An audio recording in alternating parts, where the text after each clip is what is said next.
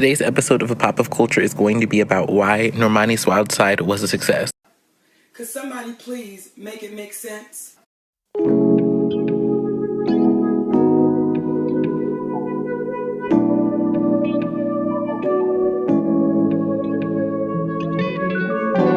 Hey everybody, welcome to A Pop of Culture. I am your host, the Esoteric and Facetious, and this is A Pop of Culture, where I speak on pop culture, social justice, and human experience from Black, bisexual, millennial perspective. Everything, and I mean everything I say, should be taken with a grain of salt, as I'm simply a recent college grad with access to a recording device and the internet. With that being said, it shouldn't be your sole reason to critique my views unless it's truly relevant. If you disagree with anything I say, let's have a civil conversation in the comment section below. Before I get into the topic of this video, I want to shout out my cover channel. I have a cover channel, A Pop of Culture Sings, where I sing throwback R&B, contemporary R&B, pop music, whatever I'm feeling, whatever you're feeling. So if you want to be down like Brandy, if you're down with the click, and if you're not down with my click RP, then definitely feel free to check that channel out. Now let's get into the video. Reason number one why Normani's Wild Side was a success is the fact that she starved us for content. Normani was put on the map after having two extremely successful collaboration singles with Sam Smith and Khalid. Before this, she was with a girl group, Fifth Harmony, which was formed on X Factor USA.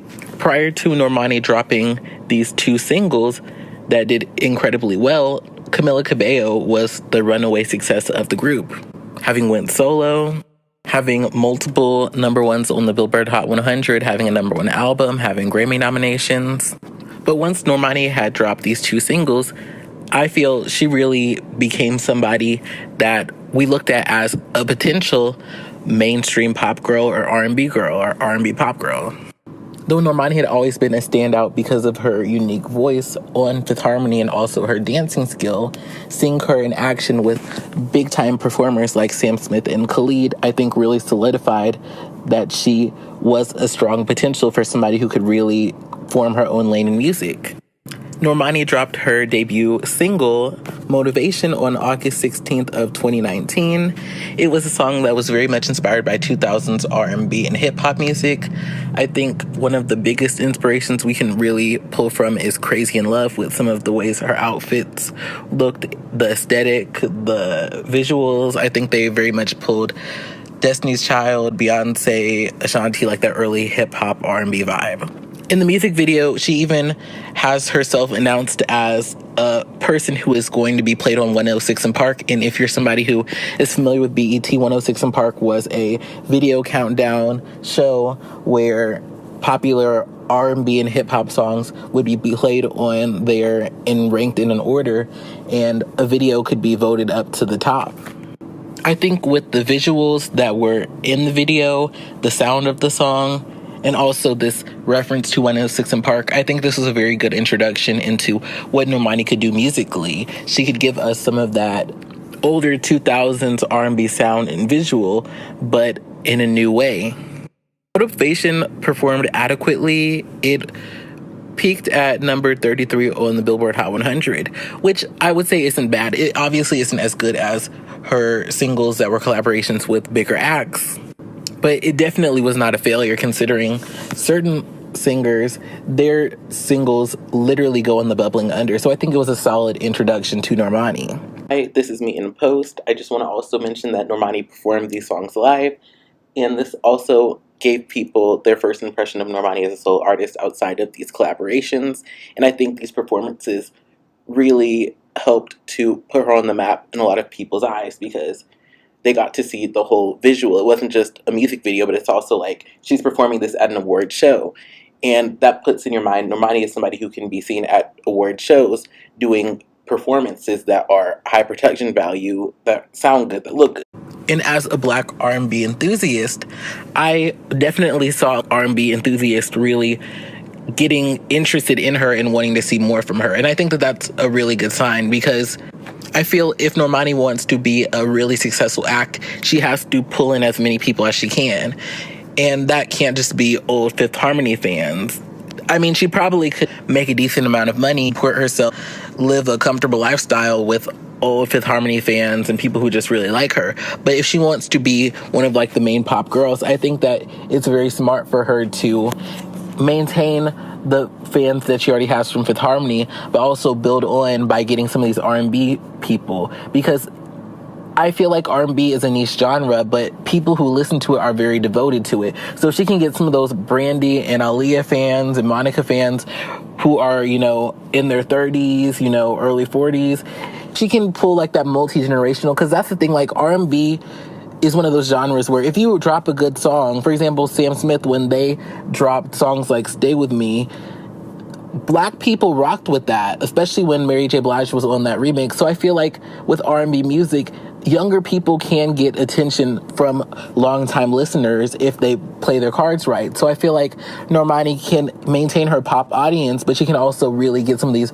older R&B fans and hip-hop fans in if she plays her cards right. However, now we get to the hiatus. So Motivation performed modestly. It got a lot of attention from people, especially, like I said, R&B heads and hip-hop heads of the past who are kind of thirsty. Like, if you are paying attention to music, there's a lot of people who really want this renaissance of R&B. R&B music was extremely popular in the 90s and early 2000s, but then I feel like in the 2000s it went more hip-hop. So a lot of people really want an R&B renaissance, and I feel like people like Normani can bring that back if they play their cards right. But we get to her hiatus. On January 10th, 2020, Normani and Megan Thee Stallion dropped the song Diamonds, which is from the Birds of Prey soundtrack. This song did not perform well at all. It was number 16 on the Bubbling Under for the Billboard Hot 100.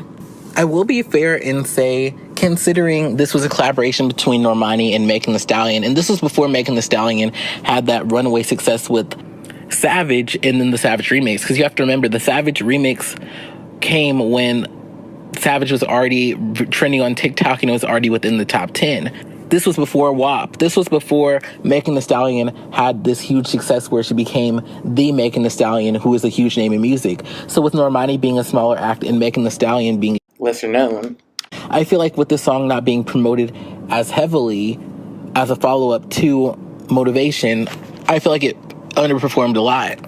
In fact, if you go to the comments of that video on YouTube, the music video, there are a lot of people who are like, oh, wow, I'm just finding out about this song.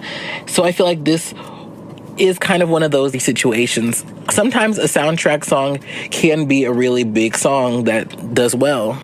But sometimes a soundtrack song is just gonna be that, a song that's on a soundtrack where your name's on the soundtrack, but it doesn't really necessarily bring you a lot of opportunity. After Diamonds had a very lackluster performance, for 1 year, 6 months, 6 days, Normani is MIA.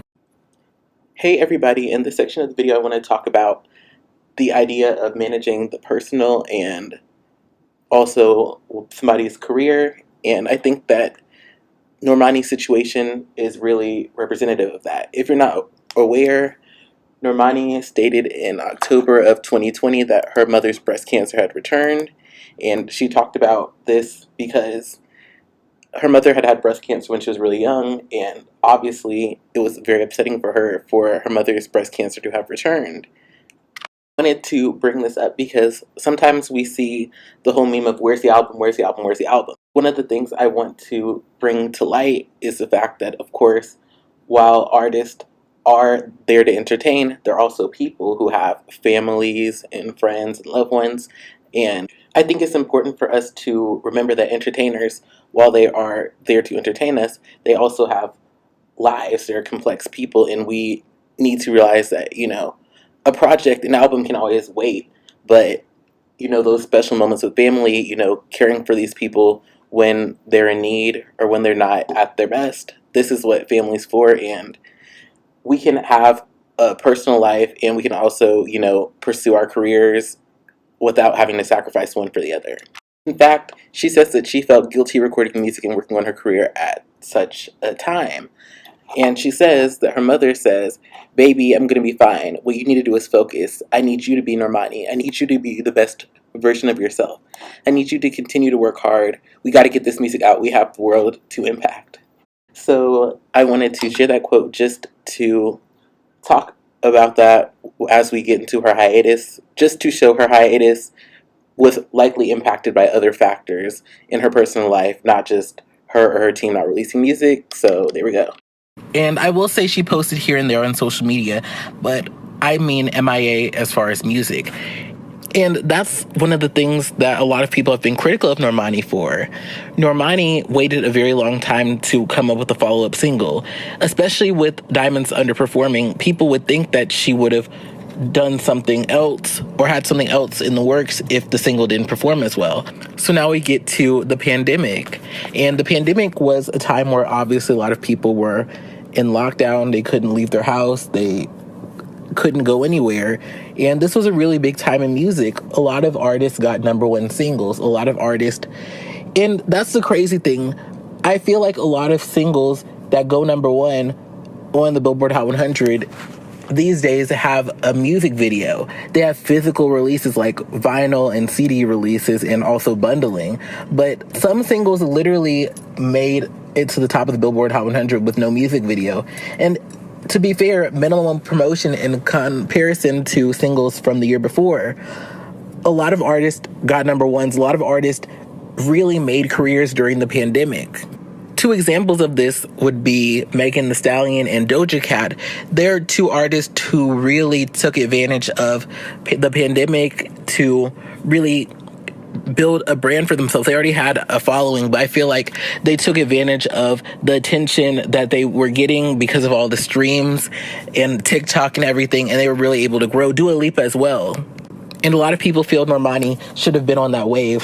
They feel like she should have took that time to drop the album. She should have took the time to hop on a single, hop on a collaboration. But she did not. And in my opinion, this could have made or broken her career. Because let's be real, she had some amazing success with Love Lies and Dancing with a Stranger. And she had moderate success with Motivation. But in the music industry, you can't just take all this time off. A lot of people started asking Normani the question of where's the album, and that's something we've seen with people like Beyonce and Rihanna. But Beyonce and Rihanna have proven themselves time and time again to be people who can make hits and who can make quality albums, where people will wait 5 years for a Beyonce album and it'll still go #1. For example, with Beyonce's self-entitled album, she didn't even really announce it or promote it. She promoted it essentially by not promoting it. It still sold incredibly well. But with Normani, with her being somebody from a girl group, I feel like her and Fifth Harmony did have some good success, but at the same time, in comparison to other groups like Destiny's Child, like they were, in my opinion, they were not that type of a girl group that was that big that they could just all take a hiatus and not keep in the public eye and still perform well. So in my opinion, Normani not really putting music out during 2020 was something that could have really negatively impacted her career, because I feel like sometimes when you have this runaway success with songs like Love Lies and Dancing with a Stranger, you have to capitalize on it. And I feel like Motivation was capitalizing on that success, where it's like, oh my gosh, Normani, we're hearing her on these songs and she's really good. We want to see what she can do. But eventually people are going to lose interest, especially with other young acts who are constantly giving you music. For example, Taylor Swift dropped 2 albums during quarantine. Ariana Grande dropped 2 #1 singles, Rain on Me and Stuck With You. Then later on in the year, she dropped an album. Chloe and Halle dropped an album and a deluxe reissue of that album, plus a vinyl. So in my opinion, this was a crucial period where Normani could have really taken an opportunity and ran with it. But like I said, she did not. But in my opinion, she still won. For this reason, she starved us for content, but I feel like it actually worked in her favor in an odd way. Because throughout the year, we kept thinking, where's Normani? Where's Normani? Is she going to drop music? Is she going to drop music? And I feel Normani, somehow or another, she waited long enough where we didn't lose interest. When she dropped this song, people were still interested in, oh my gosh, what's Normani gonna do? In my opinion, if she waited 1 or 2 months longer, we would have just said, okay, we don't really care anymore, like whatever. But she waited exactly long enough for Ariana Grande, her hype with Positions to die down just enough. For Taylor Swift, for her hype to die down just enough. Where The Weeknd and his hype died down just enough. Where right now there's not necessarily a lot happening in music. Doja Cat dropped her new album. Olivia Rodrigo dropped her new album, but even now Sour has sizzled out. So I feel like Normani and her team And I don't even really feel like this was that intentional. I feel like obviously stuff has been done behind the scenes, but I feel like they waited so long that a lot of the competition, there are bigger acts than Normani, in my opinion, but because they waited long enough for all those respective eras to really die down, they were really able to give her the attention that she might not have gotten in another situation. If Normani dropped her single when Lil Nas X's single came out, or when Sour was getting all the attention, nobody would have cared. But with her dropping it now, and with another major act who's doing extremely well, we had no choice but to be obsessed. So that leads me to my second reason why 𝑭𝒐𝒍𝒍𝒐𝒘 was such a success. And that reason is Cardi B. Like her, hate her, Cardi B is somebody who sells music. Cardi B makes good music, her and her team. Songs like I Like It, Bodak Yellow, WAP, even Up. Cardi and her team make music that's catchy, that a lot of people like, that you can dance to. And she sells. She's somebody who's a personality where people will buy stuff if her name's on it, they'll listen to it. And I feel like with Normani, with her being out of the game for so long, yes, there is a build-up of anticipation, but I feel like that build-up of anticipation, she needed somebody else who was going to get that attention, because that's the thing. Cardi B has had 2 consecutive #1 singles with WAP and Up. And it's been a while since Up. Plus, she's pregnant, so we have the long time since she's dropped the single, plus her being pregnant, plus her being one of the most followed people on social media. So with Normani being, if once you take the anticipation of Normani's follow-up single, plus you take the anticipation of Cardi B dropping new music, it's a perfect storm for people to engage, because Cardi B's extremely engaged fan base is going to listen. Normani's fan base is going to listen. People who are mildly interested in Normani's are going to listen. People who enjoy Cardi mildly are going to listen. It's a perfect storm to get a top 10 hit. The next reason why I feel Normani's 𝑭𝒐𝒍𝒍𝒐𝒘 was an extremely smart move for her and her brand was the Aaliyah sample. Now, technically, they say that it's inspired by 1 in a Million by Aaliyah, and that it's not actually a sample. Because, of course, if it was a sample, they'd have to get the legal rights and stuff. But if it's quote-unquote inspired by 1 in a Million, then they don't have to do all that, as far as I know.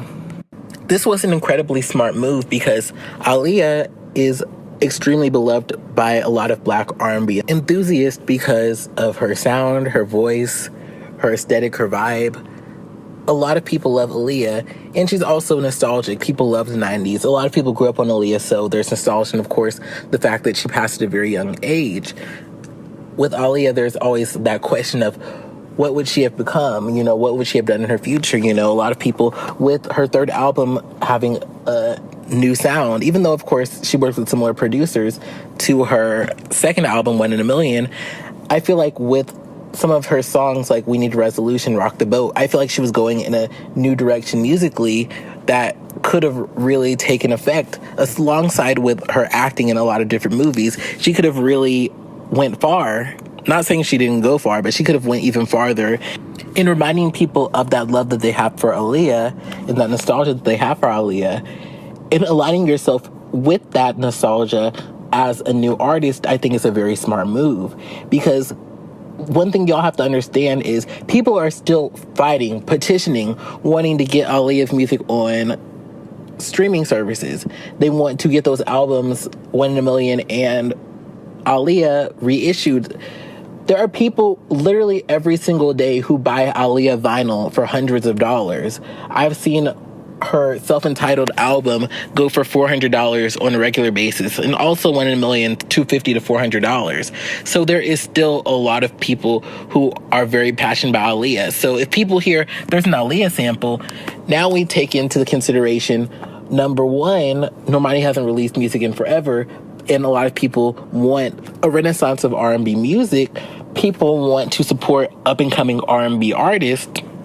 Plus, we add Cardi B's fan base. Plus, we add an Aaliyah sample, which takes extremely engaged fans, because Aaliyah passed away in 2001. It's 2021. It's 20 years later, and people are still paying hundreds of dollars for her vinyl. People are still fighting for her stuff to be on streaming service. People are still keeping her in the conversation.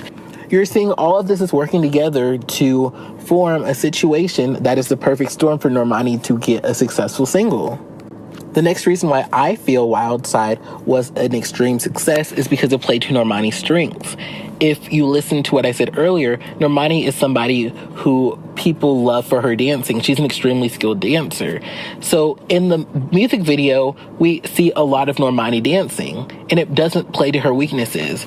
Certain singers have certain strengths, and Normani, in my opinion, is somebody who is a adequate singer. She can sing well and she can, do her thing on a track, but she's not necessarily somebody, in my opinion, who's approved herself to be a vocalist, like somebody who can just turn the microphone, give us a show. Like Whitney Houston, Mariah Carey, Celine Dion. But she's a proficient vocalist. So in the song, we hear Normani singing, and it's not necessarily the most complex singing. It's catchy, it's smooth. I think with Normani, kind of like Aaliyah, I feel like she has a vibe where it's not just her singing, it's like also just the vibe that she gives. Like certain songs like I Care For You, 1 in a Million, there's also a vibe to it. Are You That Somebody? Where it's like you're selling this emotion, you're selling this kind of vibe that the song is going for. And I feel like with Normani, with the simple harmonies, with the simple vocals, plus the focus on her and her skill with dancing, I feel like it was the perfect storm to give Normani the best possible chance at getting a hit single, because it focused on her strengths and it minimized her weaknesses. And lastly, heavy social media promotion. Normani privated and or archived all of her Instagram posts other than the one that had a sample of the song. We see the album cover drop. We see that Cardi B is going to be on it. And this is all before the single drops. This is like week plus before the single drops. So we're all anticipating it. We're all getting ready for it. There's links to pre-save it so we can listen to it the second it comes out.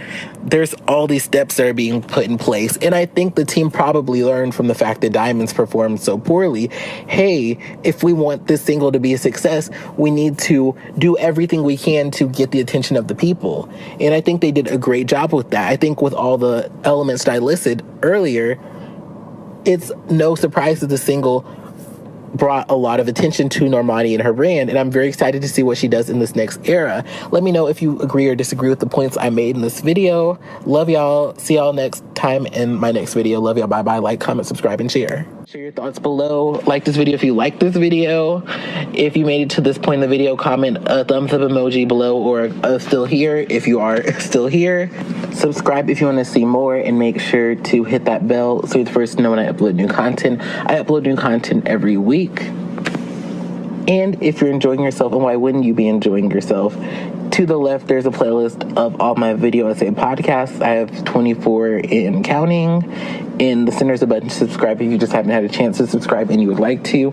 And to the right is a playlist of all of my covers and parodies. So if you are wanting to check those out, feel free to do so. And if you want to support me, if you want to support the show, first and foremost, a non-financial way you can support is just through sharing this video.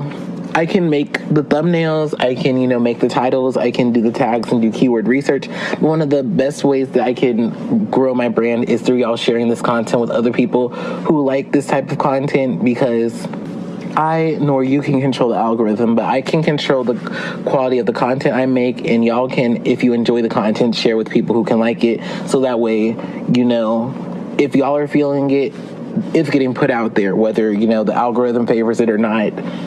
Somebody's gonna see it because you resonated with it and you resonated with me, and now you're sharing it with other people. So if that's a non-financial way you can support the channel, and if you do want to support this channel financially, my Cash App is linked in the description of this video. I'm trying to, upgrade my production quality and just, keep growing and expanding and, doing bigger and better. So if you want to help and support that vision, feel free to do so. All those who donate to the channel will be featured in the credits of all of my videos on both of my channels. Thanks so much for watching. Love you all. Bye-bye. See you next time.